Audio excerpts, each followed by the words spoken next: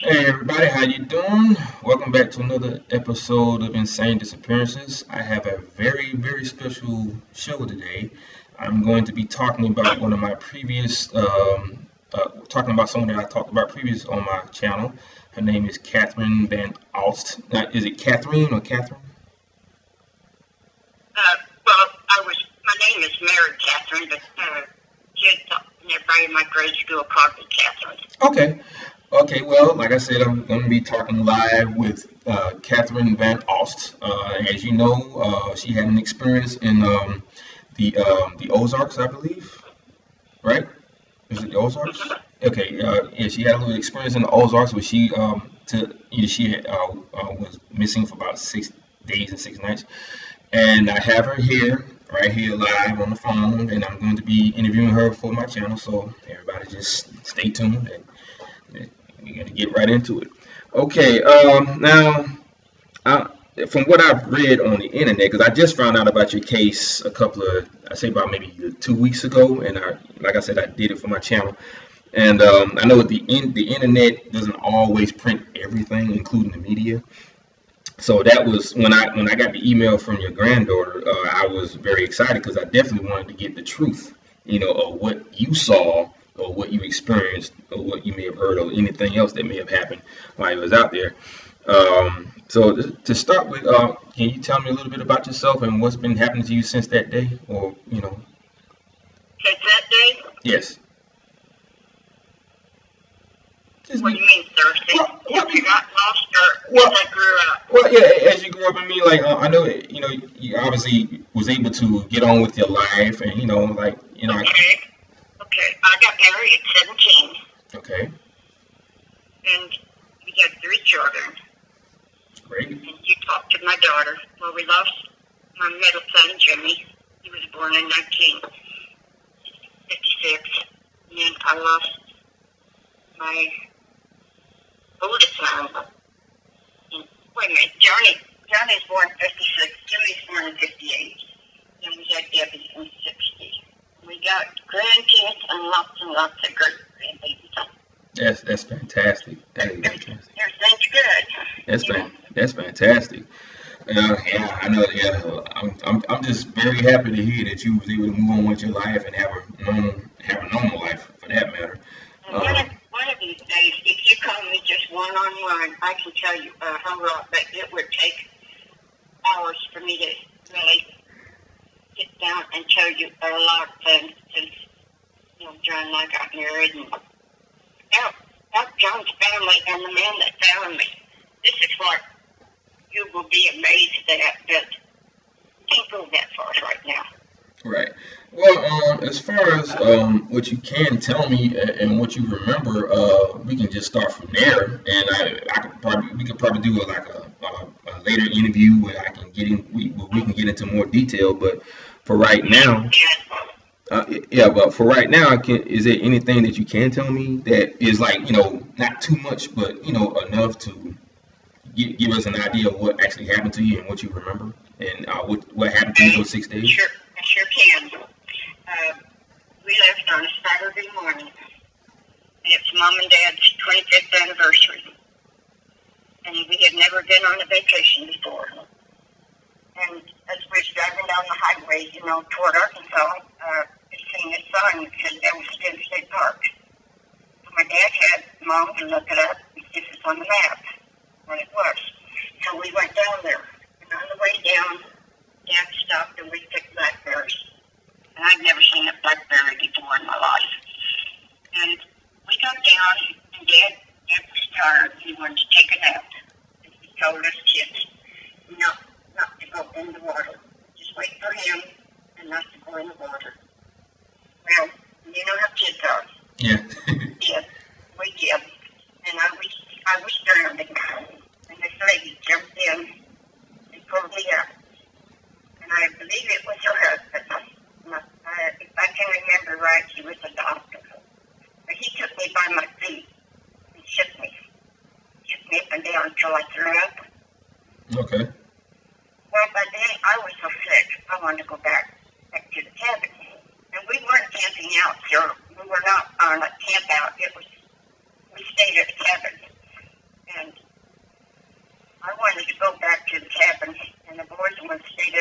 dam and watch the man catch fish. So I started back by myself. And I just never got there. I just kept walking, and there was a cabin that I run across, and later on they told me it's the cabin that was built by the DCCS boys. But I just kept walking, and the only thing I seen was that cabin and some cows. And if I had been a little country girl, I would have followed those cows, you know, but I didn't. I just kept walking. And another thing that I did see, it was like a, well, I'd call it a waterfall, but there was nothing up there for the water to be coming from, but it was going down. They were like a waterfall. And it's just lucky little me that I didn't fall in there. So this day I believe it was water going down to the little river or whatever. But I tried so many times to go down this hill, and every time I would fall, and I'd go back up this little area that I was at, and they talked about me walking out of the cave. I didn't walk out of a cave. There was, wait a minute, sir. Okay. Wow, that's amazing. So was there anything that you saw that no one actually believed that you saw? Because like with little kids, they always say stuff like, it was just her imagination and stuff like that. But what is it that you actually saw? Now, wait a minute.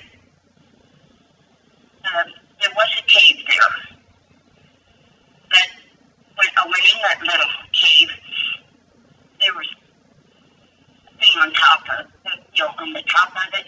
Mm-hmm. And I left there. And later on, when I was talking to the people and everything about what was in the cave, they told me it was a centipede. Well, I wouldn't go back in that little cave. But right close to the cave, I think to this day, if I seen this spot, I think I would recognize it. But it's our little bluff. There's a rock just overhanging another rock. That's where I stayed. Okay. I didn't stay in a cave. Oh, okay. A little bluff.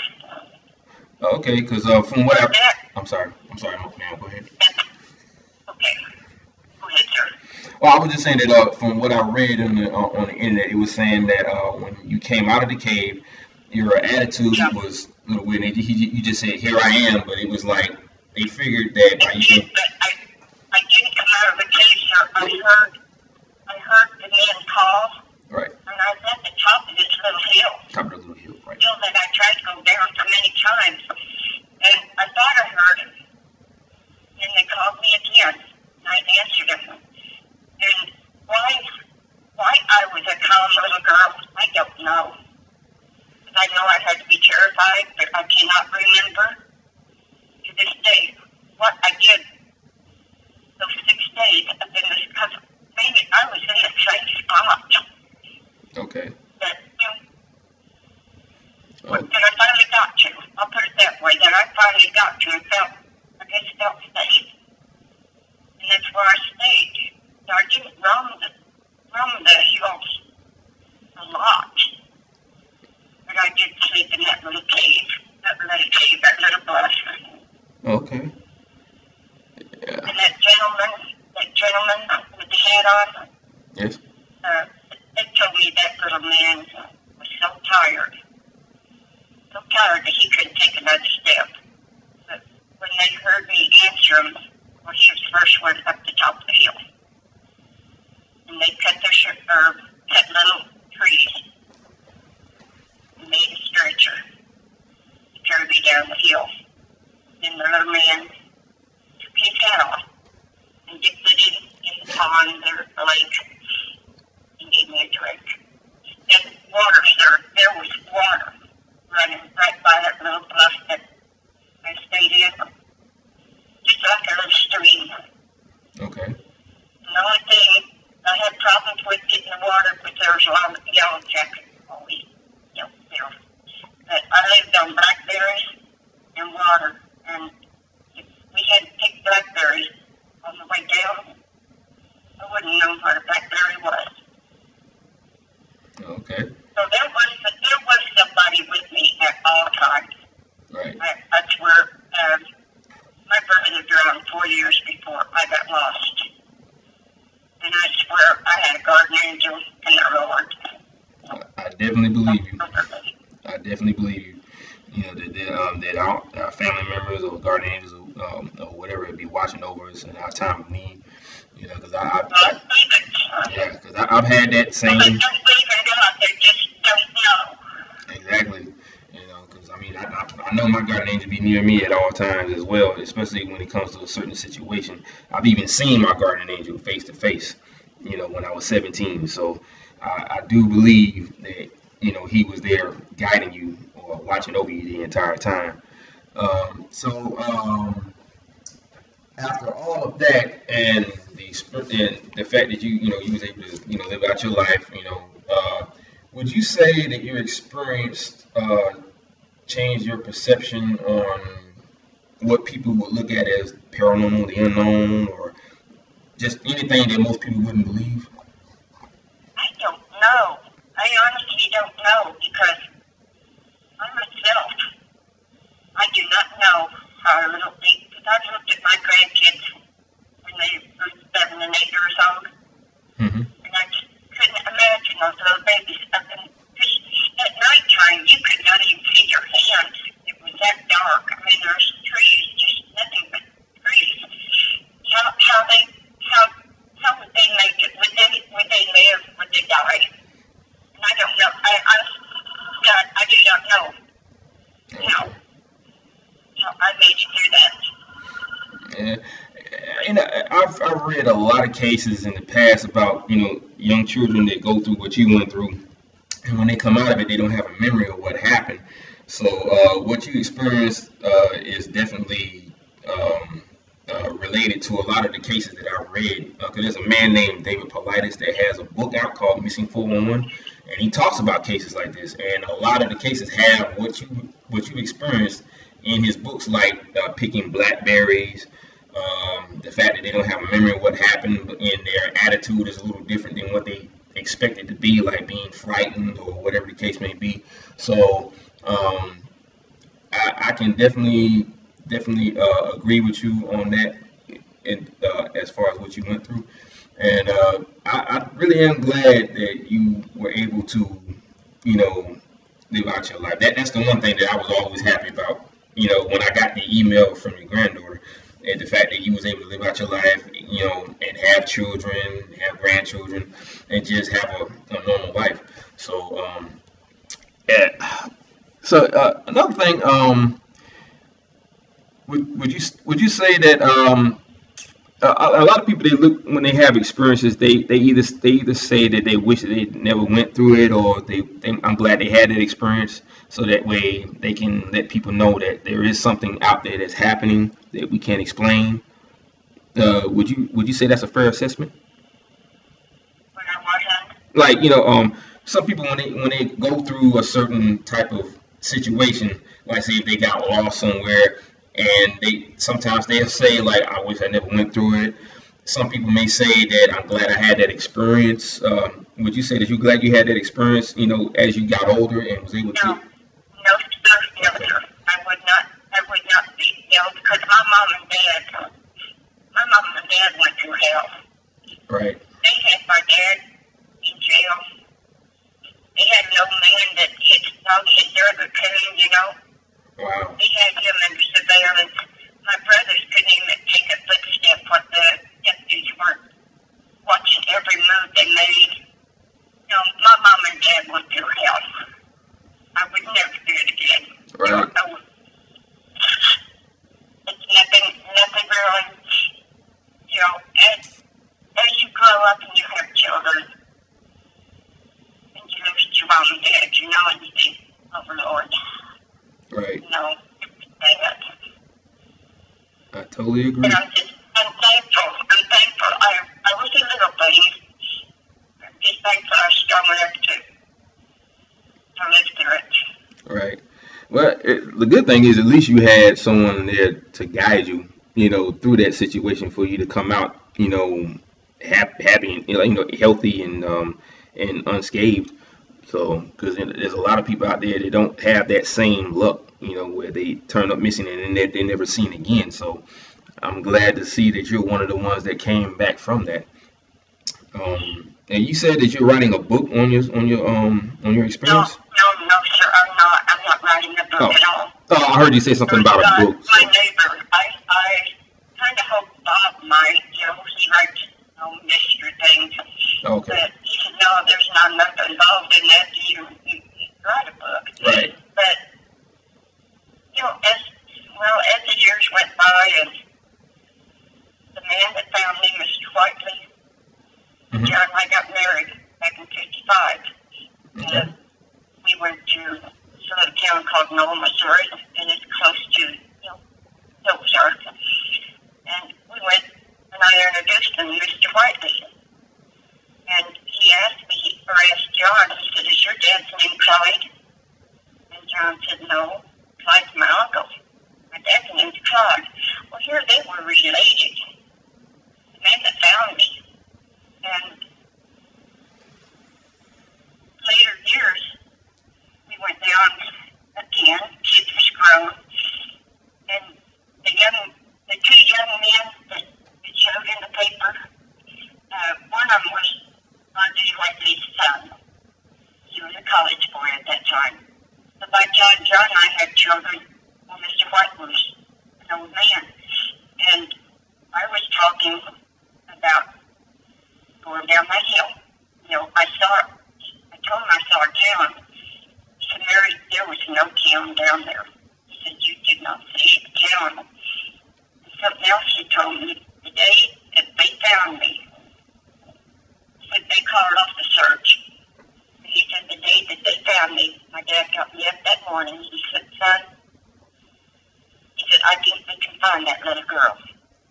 And he said, they got in the truck, and they drove, And he asked me, he said, Dad, when you going to stop? He said, when the time's right. Well, when they stopped, and God led him there. Somebody led him there. Oh, yeah. I definitely There was a search party they had together. My brother was in on it, and Mr. Whiteley, and those two young men, and that old man. And I don't know who else was in it. I don't, but the time was right.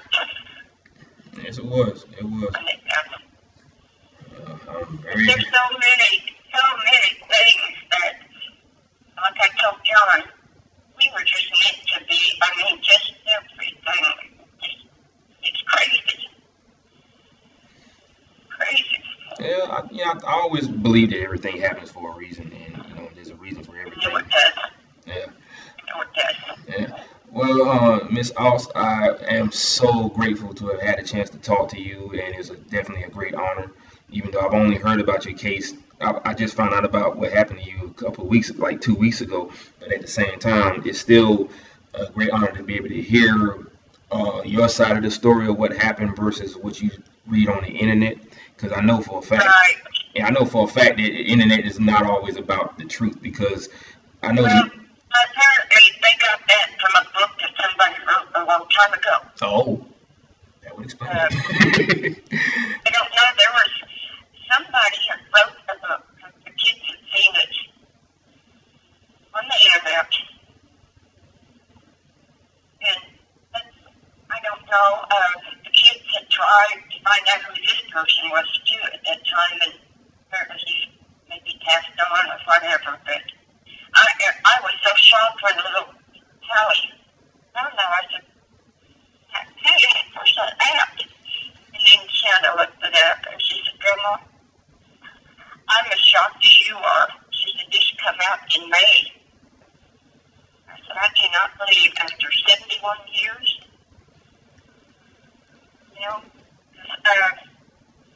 I will be 80 this following March. Okay, that's fantastic. It's crazy. I just thank God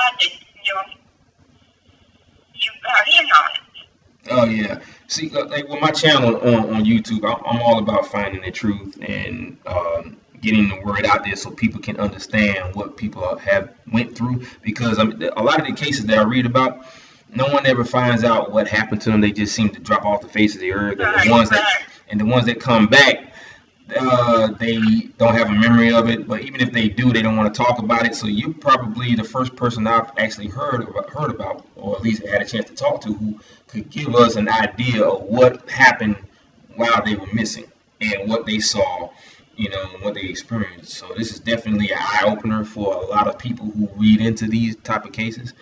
But for so many years, I did not talk about it. Okay.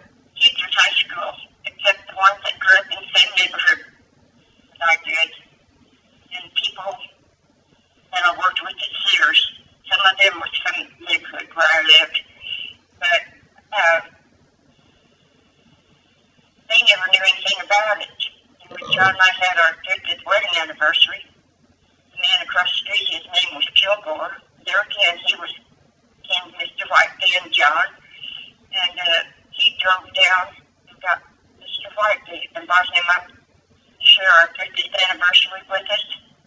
And my boss was there, and he said, "I never knew about that, Mary." I said, "Well, the only ones that knew about it, Roy, were the ones that I grew up with, and I didn't talk about it.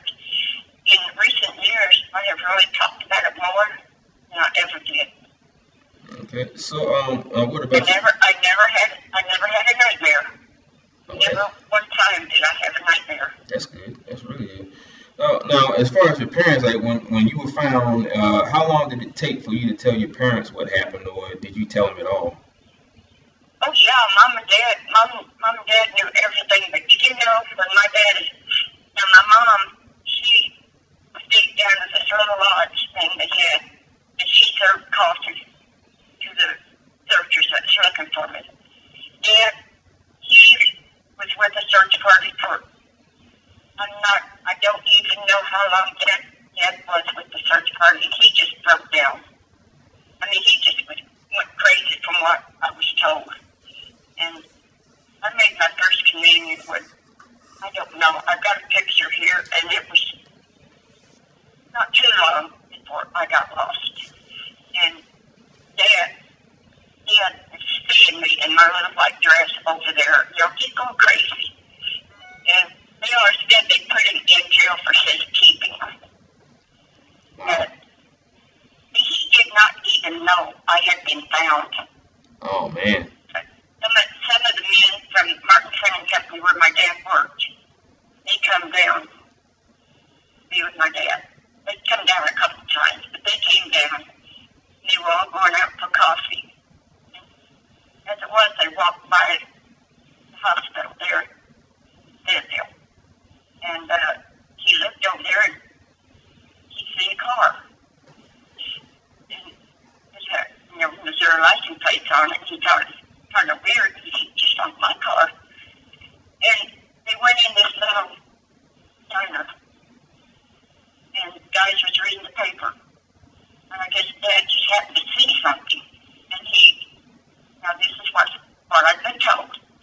Dad leaned over the man's shoulder and he apologized. He said, "I know it's not polite to look over anybody's shoulder." He said, "I gotta see those headlines." That's how my dad found out. Oh wow. That is amazing. Wow.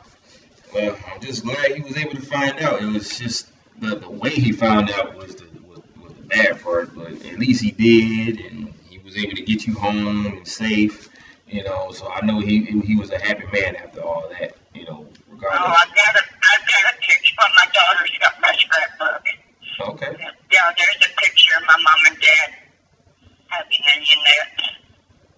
Okay. And I also, New York kept calling what needs to be on We the People. Oh yeah. I heard about that. I heard about that show. Okay. Well, my dad told my mom, he said, Katie, he said, it'd be the only chance I get to show you New York. Because my dad was from New York, and my mom was from Yeah, I'm from Brooklyn myself. And yeah, and that's, well, I kind of lost my train of thought for but That's okay. Take your time, man. Take your time. yeah. But anyway, that's, Mom was born down in Fort Smith, Arkansas, and that's where we were heading. We were heading to Fort Smith, and that was just, you know, then was just a stop off to rest for the night and then go on. But that's how it happened, sir. It was, nobody else was involved in this. It's just a little girl that just lost my way. I understand. Like I said, I was just glad, glad to be able to get the truth because, like I said, from what I read on the internet, they got this big story with the Ozark mountains and all these trees, with a picture that has your name at the top and it has your story down on the bottom. And I read it, and I believe it's your granddaughter said that I didn't have my facts straight. Guys, I apologize because, like I said, I know how the internet can be. It only tells half the story. Sometimes it just makes stuff up, just to make it sound good, for them to get ratings off of it. So when she told me that she was going to give me your number for me to talk to you, I was extremely excited because that will put all the doubt that people have about what people have gone through when they have these experiences. It takes away all that doubt and you get a chance to hear the exact truth. So, like I said, it's a great honor to be able to talk to you, and I really appreciate you taking the time out, to talk to me. I don't want to take up too much of your time, but I'm pretty sure you have already had something else. You're not taking up any of my time, sir. I'm just so happy that you called. But you know what? I would give anything in the world, and I know it's not possible, but I would love to see or have somebody go and see where I was at. Because I know they know the vicinity and everything. They're in Arkansas. They keep records in there. Okay. Too. But I would love to see this spot again where I stayed. Well, that would be amazing. Yeah, I would love to be one of the people that could actually do that too. And I can make that known on my channel, and maybe one day somebody may see it and do the same thing, but they might want to do like a little visual, like a video interview with you and just kind of walk you through the area, and you can show them exactly what you went through, where you were, that way everybody gets a full idea. And I've seen that happen before, so hopefully one day that will happen, and it just depends on who that person might be and if it's the right person to actually do that, because there are people out there that do certain things for whatever reason that might not be a good reason as far as you're concerned, but hopefully they'll do it for the right reasons and they won't try to capitalize from that. So I hope that does happen one day too. And but we're coming to the end of this segment. I think I covered pretty much everything. So you really did open up some doors as far as what really happened. And I really, really, really thank you for that. And like I said, it was a great honor to talk to you. In that book or whatever that guy, people had called in on that too. Mm-hmm. But they wanted to know why. I was lost for 6 days from walking and everything. Why my feet weren't all tore up. My feet were not. My feet, the only thing they did when I got back was gave me a typhoid shot. Okay. And after I got back to Kansas City, they continued typhoid shot.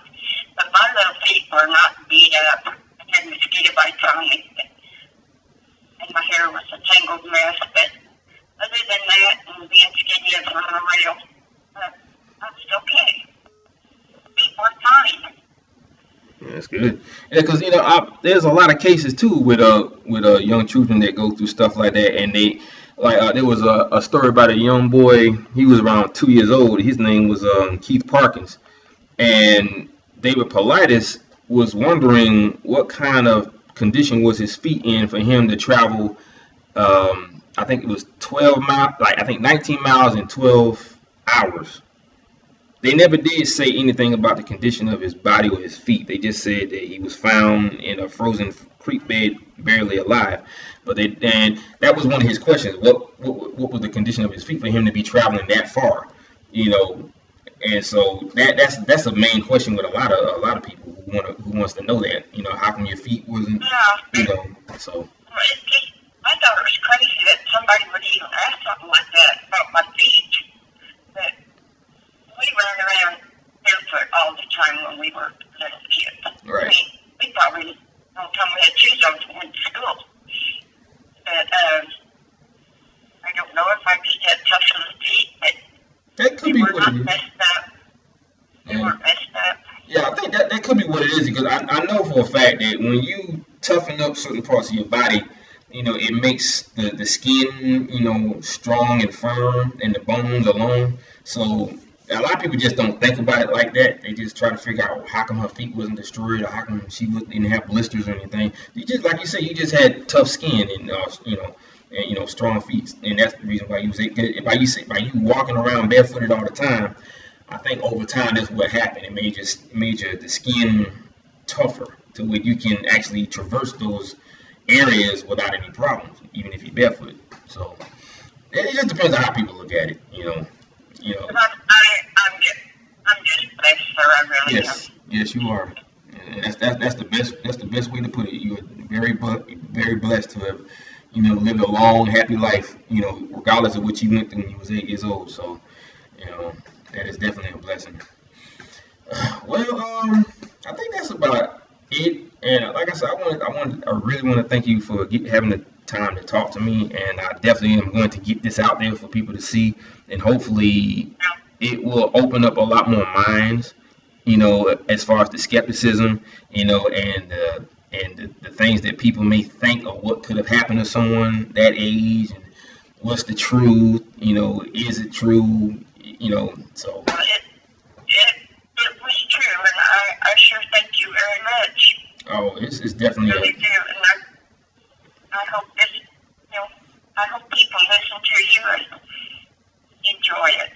Oh, I hope so too. I have a lot of fans already. Like one fan of mine who's like my number one fan. She was very excited to even know that I was going to have a chance to interview someone who I talked about on my channel. So they definitely will.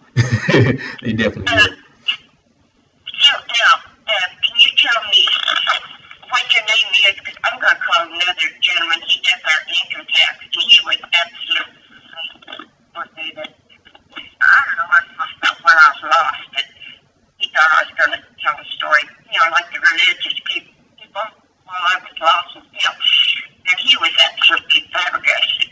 I got my scrapbook and everything. He looked at it. But I want to tell Neil your name and what channel this is.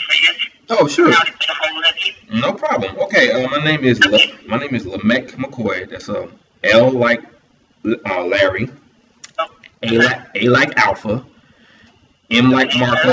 Yeah, M like Marco. Okay. L-A-M. L-A-M. 2 M's actually. So that's another M. Yeah. Okay. E like elephant. C like captain.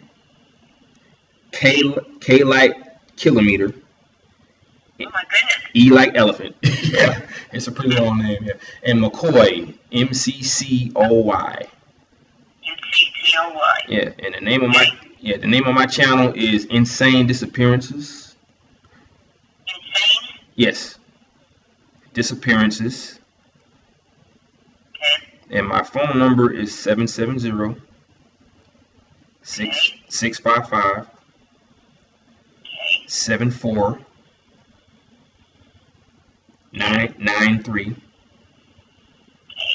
And I live in Lawrenceville, Georgia. You live in what town? Lawrenceville, Georgia. Lawrenceville, okay. Yes. Okay, now, how did the kids find you on their phones or whatever I think they might have just been surfing YouTube and just happened to see it, because my channel gets posted on all parts of YouTube, so it may just pop up on the main page, and you Okay, maybe they just found it with my name. I don't know how little one found it.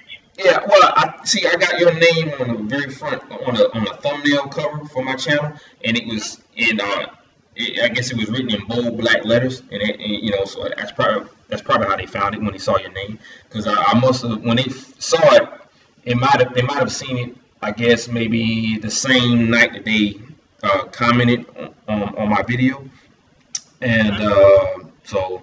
But like I said, it gets circulated all the time. Like as soon as I post it, it gets put on YouTube, and everybody can see because it's public. It's not private. So that's probably how they just seem. They just when they I guess they just when they as soon as they saw your name, they looked at it just to see what I was going to say about it. And I could only say, I guess so. yeah. I mean, I can only say what I was reading on the internet. Because like I said, anytime I talk about a person that may have disappeared or went missing, I try to get all my details correct, so that I won't be saying anything negative or saying anything that didn't happen.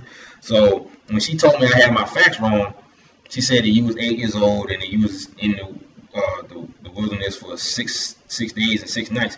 I did mention that you were 8 years old because I looked back at it to make sure that I didn't say anything wrong. I think the only thing that was different, like I told Debbie, I said, it's crazy every time you see something.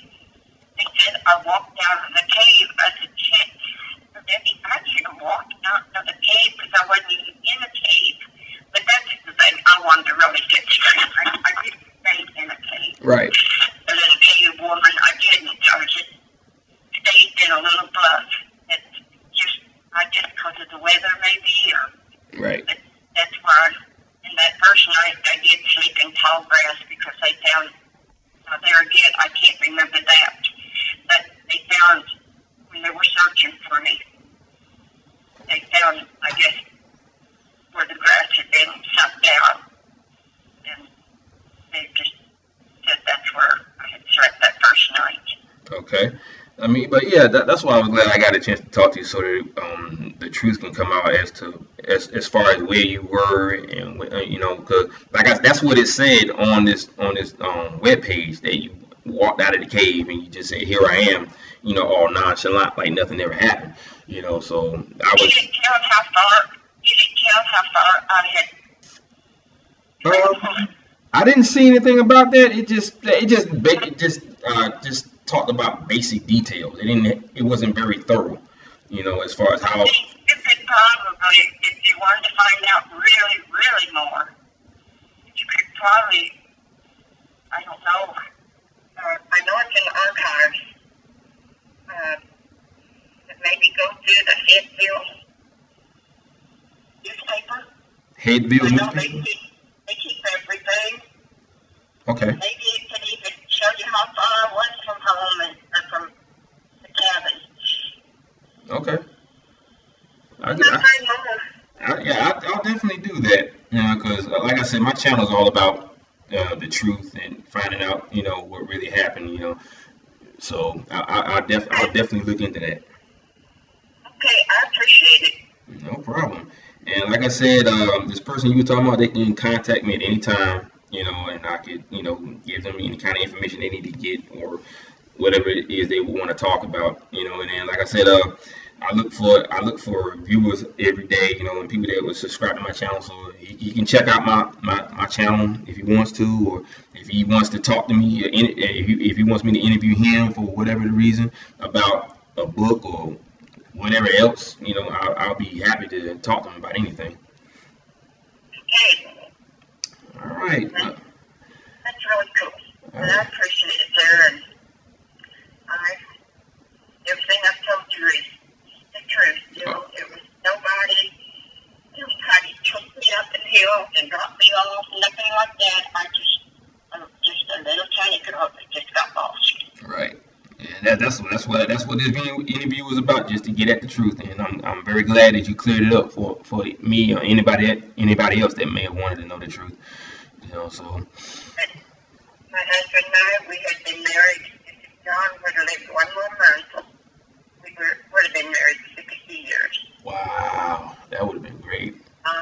Yeah, he's been gone. It'll soon be 2 years. Oh, okay. I'm sorry to hear that. Yeah, I know how it is to lose a loved one, so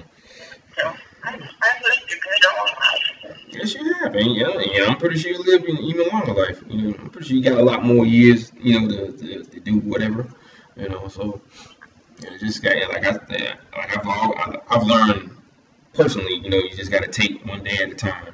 Not worry about what's going to happen. All you do. All you can do is one day at a time. Yeah. Well, and that's the end of this segment. Like I said, I want to thank you for having the time to talk to me because I got to start getting ready for work right now, and I want to go ahead on and get this video posted so everybody can see it. So, but if you wanted to talk some more about anything else, about something dealing with what happened, but a much more detailed interview, feel free to call my number, or I can call you, or Anytime, if anybody writes into you or whatever, just call me and I'll answer anything anybody's got to say the best I can. All right, I definitely would do that. Like I said, I'm going to go ahead and let you go, and like I said, I want to thank you so much. It was a great honor to talk to you, and I will definitely be contacting you in the near future. Thank you very much. No problem. Bye-bye. Thank you. Bye.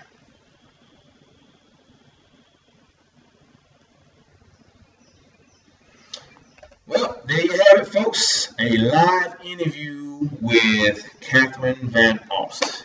And for the ones that wanted to know what really happened to her, where was she at those 6 days and 6 nights, you just heard it directly from her.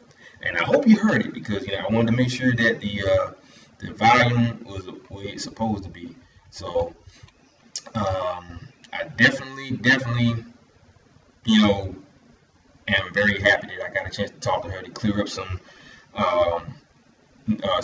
information that may not have been, truthful, because like I said, the internet is not always accurate about whatever it is they post on there, because I've noticed that the media, the news, they don't want to post certain details because it may be a little too creepy to be put up there, or it may stain the credibility of the newsroom, but like I said, the truth can only come from the person that experienced it. And I definitely was so happy to had a chance to talk to her. I actually got an email from her granddaughter last night while I was at work. And she was telling me how I didn't have all my facts straight and all that stuff. And from what she told me, she didn't walk out of a cave. I said that in my video. Excuse me, that she walked out of a cave and the guy that was looking for her found her, and she just said, "Here I am." She didn't have any fright in her voice or in her face or anything. She just walked out. And she said that she was unscathed. Her feet were fine after being out there for so long. That she said she walked barefooted a lot, as growing up. So I can understand why her feet were so tough. It just all that pressure and all that walking toughened up her feet, over time. So that's why, a lot of people try to figure out why their feet wasn't destroyed. And kids run around all the time. That's just what they do. They run around because they're so hyped up and they energetic and all that stuff. That's like I said, that's what they do. So I think that could be what it does. It makes their feet stronger. And even if you're in your shoes, it does the same thing. Because David Paulides said the same thing about Keith Parkins when he was found. He was I don't know what condition his feet was in for him to travel 19 miles in 12 hours, or 12 miles in 19 hours. One of the two. But anyway, the whole point is that his feet obviously had the same, that it was the same thing with him. His feet was just strong because he ran around a lot because he was a kid. But yeah, that's my time on this video. I have more videos coming. I got some choice people that I want to talk about in the coming weeks. I'll probably post another video about, I got a couple of names. One is about Joe Keller. Joe Keller, Dale Stelling, 12-year-old Jared Negrete, and Kenny Miller, and another young man named Renee Drelling. That's Drelling. But anyway, guys, that's the end of this episode. I want to thank you guys for coming out to watch my channel and watch the interview that I just had with Miss Austin. You know what to do, hit me with them thumbs up, subscribe to my channel, tell your friends about me, and if they want to hear the interview that I just had with Katherine, just come to my channel. You get a chance to see it. It's gonna be, where everybody can see it. So I gotta go. I gotta start getting ready. And you already know how I end it. Aloha.